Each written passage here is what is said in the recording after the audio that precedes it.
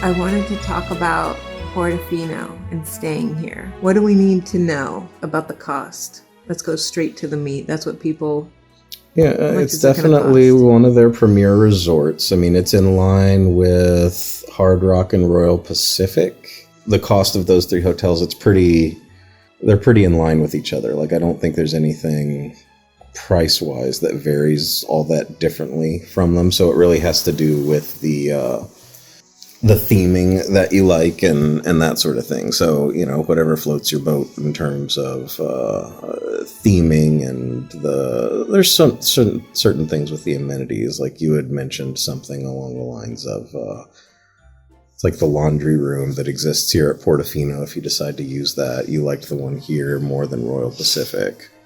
The grounds of Portofino are absolutely beautiful. I really love it. You do kind of get that feeling like you're in Italy. I've been to Italy, but he has not. So it's like, I don't know, there's nothing really that compares to Europe, but they do a good job here. I mean, I will say some of the theming on this resort is beautiful. If you want to have any knock on it, some of the theming here, it's like some of the architectural designs, instead of having individual like bricks or cobblestone pieces sort of thing, maybe they drew on something to the wall rather than having that actual relief to the texture of the wall itself.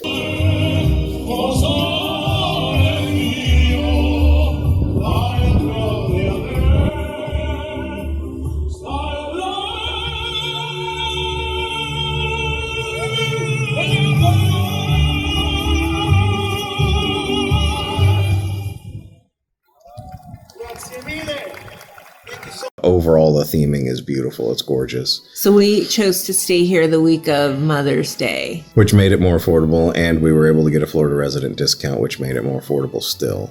But yeah, I mean, the room that we were able to book with the discounts and everything, the perks of staying here, we got a club level room, which gave us access to the lounge, the club level lounge, which is great. It's a lot more than I thought. I thought it was just going to be a place where you could go and pick up snacks and drinks and things throughout the day, but they actually serve a breakfast, and it's a little bit more than just your typical continental breakfast sort of thing. They have the typical fruit and pastries and stuff, but they also have hot stations as well with scrambled eggs and the seasoned potatoes. They've got an oatmeal station, hard-boiled eggs. So they've got a nice variety, and then they even have some cold cuts and stuff for some additional proteins for breakfast. So, I mean, coffee.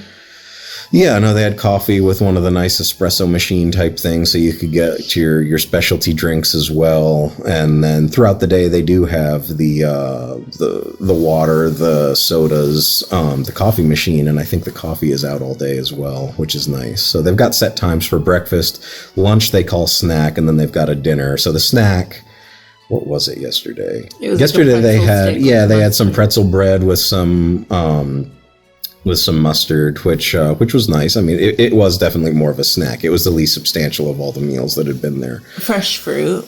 They still had the fresh fruit. And I guess we were down there this afternoon, too, for the tail end of it, right? Today, what did they have? Why do you keep moving the camera further and further to the right? I don't know. This area looks whack. Whatever. Today, I think you were saying something about they had like marinara and breadsticks or something. Yeah. So anyway, it's little snack foods, but yeah, in terms of protein and stuff, that was lacking at the quote unquote snack time of day. But then dinner, we don't know what they had last night because we did the luau, but the night before they had spaghetti and meatballs, which was actually pretty good. So do you feel like the cost is worth it because of that VIP? Well, that's just one thing. I mean, that's if you get the club lounge or the club level room, which was great. So I can't remember what the price difference was for a standard room versus an upgrade to that lounge thing. But even if it was $100 a night, I mean, we're a family of 4. And we've been able to supplement some of our meals by just going there, and then especially just getting snacks and everything. So if you don't want to make a trip out to a grocery store or something, get snacks in the room, having that is great.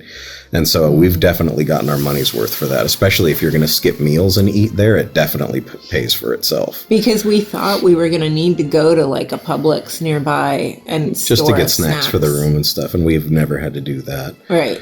Because you were like, oh, we didn't make it to the grocery store, but we... Yeah, you can grab bags of chips down there and bring them back up to your room, bottles of water, cans of soda, whatever. And it is more of like a premium level sort of thing as well, because at night, I think from 5 to 7 when they're serving dinner, it's also, they'll also serve you beer and wine and some limited mixed drinks as well. That was down there, which was really nice. I don't know if I haven't stayed at many club level type amenities before, but they usually don't include alcohol for no additional cost, which was surprising. And then late at night they also have the desserts, which is nice, which again is just little things. It's your typical buffet style desserts, tiny little pieces of cake or finger pineapple dessert upside sort of down thing. cake last night. That was at the luau. Oh, never mind. Yeah. So anyway, so the club level thing is more than paid for itself. Very, very pleased with that. That's you again. Oh. Taco. Whoa. You flinch. Taco. Cat. Brown goat.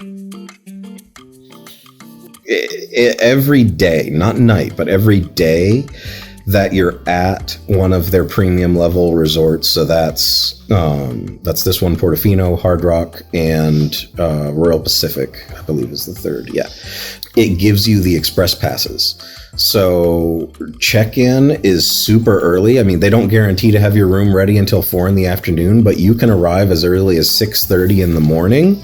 And they'll give you your room keys, and if your room's not available, then when it is, they'll text you and tell you what your room is. You don't ever have to go back to the front desk. You've already got your room keys. And your room keys double as your express passes. I was really curious how that was going to work, because I had read that you get the express passes for when you stay at these resorts, but it was super seamless. They literally just give you your room key, and that's your express pass within the parks. You never have to see the concierge or stop someplace at the ticket windows when you get to the resorts to activate your express passes. Just once they give you your keys, that's it. And when you get into the theme parks, then you just go to your first express line and you use and show your room keys, and they work. And so yeah, it's for every day. So the day that you check in, you have access to that, and the day that you check out, you also have access to that. So if you're staying local and you're able to get out here early on that first day, you're not losing a whole day to travel. We actually got here pretty early that first day. I think we got here around 8 or 9, and breakfast is served until 10. So we were at the lounge. So we were able to check in. Our room was actually ready. We checked in on a Friday instead of a Saturday. So I think that helped have our room ready early. But yeah, we were able to get our room. Then we went down to the lounge, had some breakfast, and then took the ferries over to the parks and went in, and we were able to use the express passes. So we had a full day at Universal on the arrival date, which is unusual with a lot of travel stuff, which was nice. How does this Portofino Universal Resort compare to the Disney resorts, like cost-wise and then amenity-wise? I'd have to do a comparison. I mean, if you're comparing it to the upper tier Disney resorts, they're significantly cheaper. Okay. Significantly cheaper, especially with the discounts that they're offering to Florida residents and things like that. It doesn't seem like Disney's catering to Florida residents all that much right now. They do a little bit, but not that much. And then in terms of the amenities that you get, I mean, I think some of the resorts at Disney have a concierge lounge level or club level access sort of thing, but I don't know what the cost difference is, and I don't know what they offer. I've only ever stayed there once, and it was when I was young. But the fact that you get the front of the line express passes, I mean, I want to say those are like $120 or $120 a piece, because it's the unlimited express passes. You can use them on the rides as many times as you want throughout the day. So for a family of 4, again, if you're going to get those express passes, it's almost like you might as well stay at one of the nice resorts, because the cost of the express passes is equal to the cost of the stay at the resort in a lot of cases. So that's a huge perk. Really, really nice. And then what about like shuttling around? How is the transportation? Yeah, I mean, we've mostly been using the boat service, which has been great. The only hiccup we ran into last night, we went over, they have a luau every Saturday night at the Royal Pacific. It's only on Saturday nights, but I think it's every Saturday night. And normally, because we're at Portofino, you're able to hop on one of the boat shuttles from Portofino. It'll go to City Walk, and then at the City Walk hub, you're able to transfer to a different boat that'll go to Royal Pacific. But last night when we were transferring, a storm was rolling in, and there was lightning within 5 miles, I think the guy said, and so they shut down the boats. That's the only hiccup we've had with the boat service. So at that point, we had the option of either walking, and it wasn't that long of a walk. I mean, what, 10 minutes, maybe? I don't know. It was good exercise. Yeah, I mean, it was a hike, but I mean, it wasn't unpleasant. It was pretty. They actually landscaped the walkways and everything, and it was along the canal where the boats go. So it was a pretty little walk. And since it's May, it's not crazy hot. Not yet. It's warm. And the storm was coming, so there was a nice breeze, and the sun wasn't beating down. So the storm didn't actually hit, and even when it came, it was a light rain. It wasn't that bad. So it wasn't one of the typical summer storms. But if you didn't want to walk, then you'd have to go back to the main hub, the bus hub at City Walk, and hop on one of the shuttles to go down there. And I mean, the hike from the boats up to the main hub, I mean, you'd probably be halfway to Royal Pacific anyway. So it didn't save you that much in terms of steps if you were going to take the shuttle, but that's an option. So yeah, we've mostly been just using the boats, and the boats seem a lot more efficient than a lot of the boats at Disney. I mean, they go to fewer places, but the longest we've had to wait for a boat is maybe 10 minutes. So they've got that down really, really well.